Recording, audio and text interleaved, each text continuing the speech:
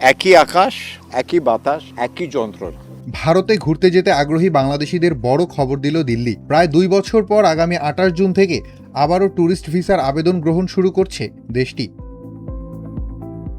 ঢাকায় দায়িত্ব গ্রহণের পরই প্রথম সংবাদ সম্মেলনে এ ঘোষণা দিয়েছেন ভারতের নতুন হাই কমিশনার দীনেশ ত্রিবেদী।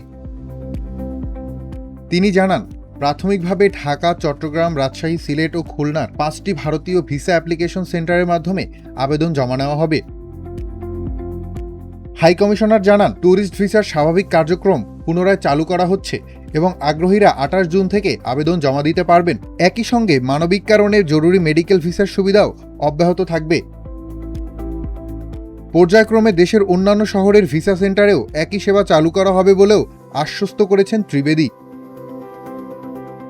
২০২৪ সালের ৫ আগস্ট আওয়ামী লীগ সরকারের পতনের পর প্রায় ২ বছর বাংলাদেশিদের জন্য ট্যুরিস্ট ভিসা বন্ধ রেখেছিল ভারত। তবে এ সময় সীমিত পরিসরে চিকিৎসা ও বাণিজ্য ভিসা চালু রাখা হয়।